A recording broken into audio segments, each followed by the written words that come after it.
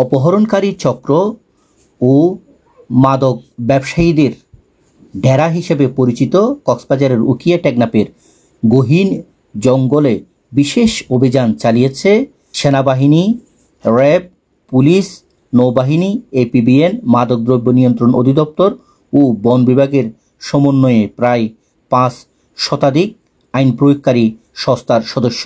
এ সময় গহীন পাহাড় থেকে উদ্ধার করা হয় 2050 পিস ইয়াবা, 100 গ্রাম গাঁজা, 2টি এলজি, একটি 1 শুটার গান, 11টি গুলি, অস্ত্র তৈরির যন্ত্রাংশ, রামদা, ছুরি, চাকু ও কিরিচ। বৃহস্পতিবার সকালে টেকনাফের রঙ্গিখালী পাহাড়ি এলাকায় এই অভিযান পরিচালনা করে যৌথ বাহিনী।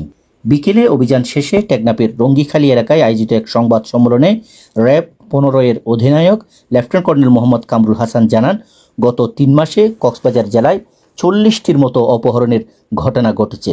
তার মধ্যে 30টির মতো ঘটনা শুধু এই 2 উপজেলা অর্থাৎ উখিয়া এবং টেকনাফে সংঘটিত হয়েছে। গোয়েন্দা সূত্রে উপজেলা 2টিতে অপহরণকারীদের সাধারণত ভিকটিমদের উখিয়ার জালিয়াপালং, শামলাপুর, কুদুমগুহা এবং টেকনাফের রঙ্গিখালী, আলীখালী, জালিয়াপাড়া ও জালিয়াপাড়ার গহীন অরণ্যে রাখে।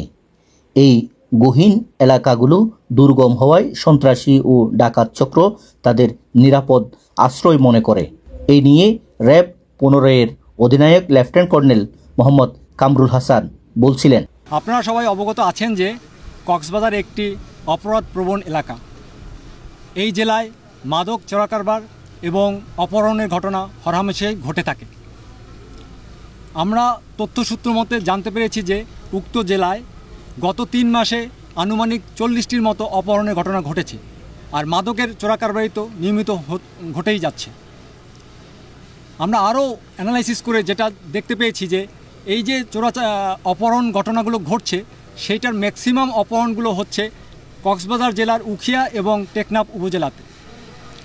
বিশেষ করে টেকনাফের রঙ্গিখালী, আলীখালী এবং জালিয়াপাড়া এবং উখিয়ার রোহিঙ্গা ক্যাম্প সংলগ্ন যে এলাকাগুলো আছে, বিশেষ করে শ্যামলাপুর, কুটুমপাড়া এবং ওখানে জালিয়াপালং এলাকাতে বেশি অপহরণগুলো ঘটে থাকে।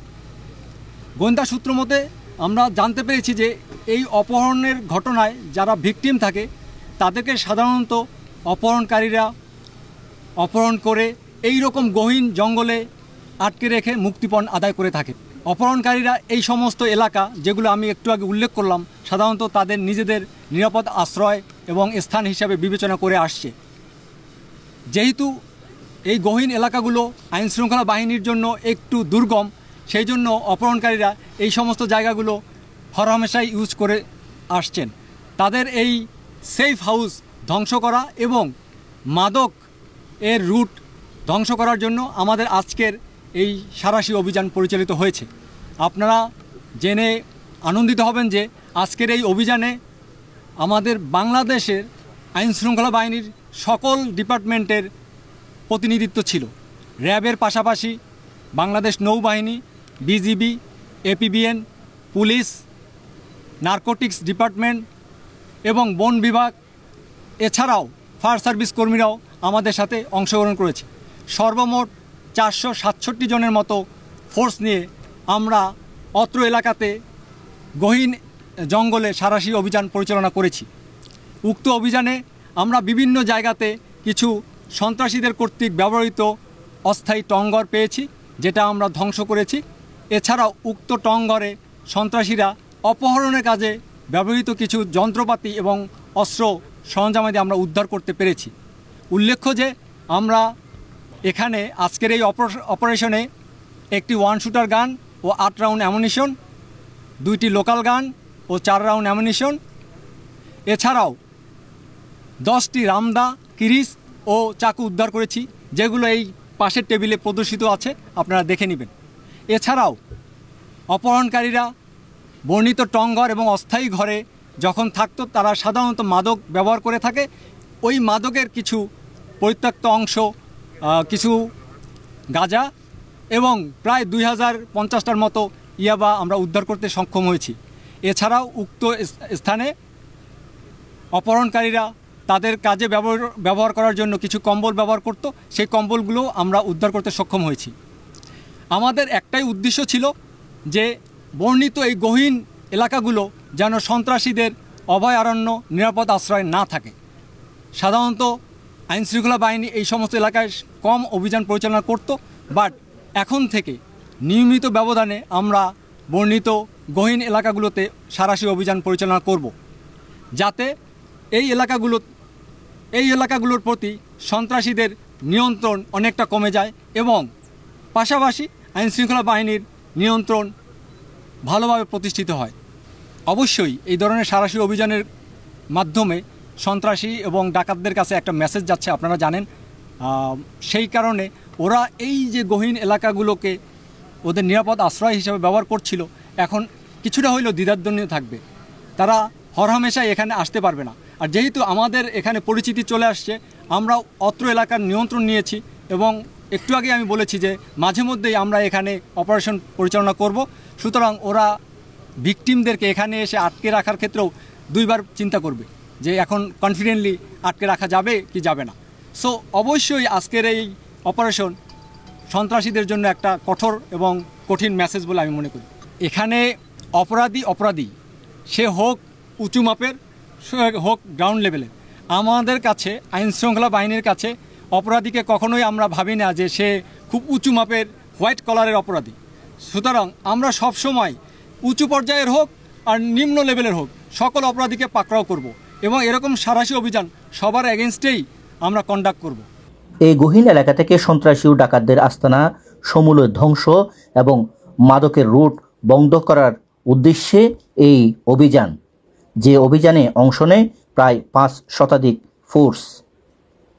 এ নিয়ে এলাকাবাসীরা যা বলেছেন, যে আমাদের স্থানীয় যে প্রতিনিধি আর স্থানীয় যে বিভিন্ন টমটম চালক, সিএনজি চালক, তাদেরকে যদি শনাক্ত করে যদি আইনের আওতায় আনা যায়, তাহলে আমার মনে করি রাস্তা থেকে যেগুলো বিভিন্ন স্থান থেকে অপহরণ করে বিভিন্ন মালয়েশিয়া পাচার করে এই যে অপহরণ করে নিয়ে আসে, পাহাড়ের মধ্যে অনেক দূরে নিয়ে গিয়ে মানুষদেরকে মারধর করে, তাদের অত্যাচার করে, বিভিন্ন বড় বড় মোটা অঙ্কের টাকা মুক্তিপণ আদায় করে তাদেরকে আইনের আওতায় এনে সারি সারি অভিযান পরিচালনা করে তাদেরকে আইনের আওতায় এনে দৃষ্টান্তমূলক শাস্তির দাবি জানাচ্ছে। আর কেটমার করে হাই কষ্ট করে হাই গরুফল ফালে হাই তাহলে রোহিঙ্গার হারণে সন্ত্রাসের হারণে আর তো আইতে বই লাগে অন্তরা তখন আই যা অভিযান চলর এবার যদি চলাই থাকিলে আর আই ফাইজুম হাত ঘুরি ফাইজুম কেটমার ঘুরি ফাইজুম এলাহার গরিব মানুষ হাম ঘুরি হারিব দুয়াবার খেলে হারিব।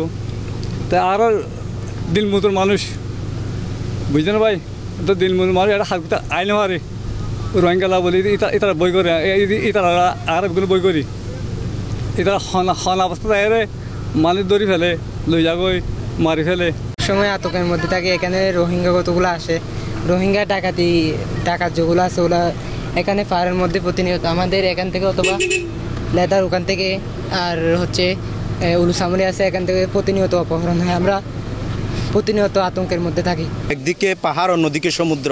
আমরা নাফ নদীতে যাইতে পারতেছি না নিষেধাজ্ঞার কারণে, মাছ ধরতে পাহাড়ে যাইতে পারতেছি না অপহরণ আতঙ্কে। আমরা খুবই কষ্ট আছি। পাহাড়ে সাঁড়াশি অভিযানের দাবি জানাচ্ছি। এখানে তারা বিভিন্ন ধরনের তারা একটি অপরাধ কর্মকাণ্ড গড়ে তোলে। তারা মিয়ানমার কেন্দ্রিক তারা এখানে অবস্থান করে, পাহাড়ে এবং মিয়ানমারে অবস্থান করে। তাদের একটি যোগসাজশ রয়েছে।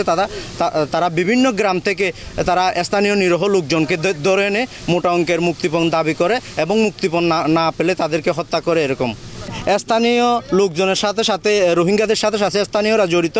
এখানে স্থানীয়রা তারা তাদেরকে রেশন দিচ্ছে, তাদেরকে বিভিন্ন সময় তাদেরকে সহযোগিতা করছে। মূলত স্থানীয় প্রভাবশালীরা এবং কিছু কিছু জনপ্রতিনিধিরাও এই কাজে জড়িত থাকার আমরা জনশ্রুতি লক্ষ্য করেছি। অভিযানে র্যাবের পাশাপাশি কর্মরত সকল বাহিনীর সদস্য, সেনাবাহিনী, বিজিবি, এপিবিএন, পুলিশ এবং বন বিভাগের সক্রিয় অংশগ্রহণ ছিল। এই অভিযানে সন্ত্রাসীদের ব্যবহৃত কয়েকটি অস্থায়ী টঙ্গর, কটেজ ও অপহরণকারীদের আস্তানা ধ্বংস করা হয়। অপহরণকারী ও সন্ত্রাসীদের 30 জনের একটি তালিকা তৈরির কথা জানিয়েছে র্যাব, যাদের গ্রেফতারে এই অভিযান অব্যাহত থাকার কথাও জানিয়েছে র্যাব সদস্যরা। এলাকাবাসী বলছেন, মাদক চোরাকারবারি ও অপহরণকারীদের ডেরা হিসেবে খ্যাত এসব গহীন অরণ্যে বারবার যেন অভিযান চালানো হয়। সরওয়ার আজম মানিক, চ্যানেল আই, কক্সবাজার।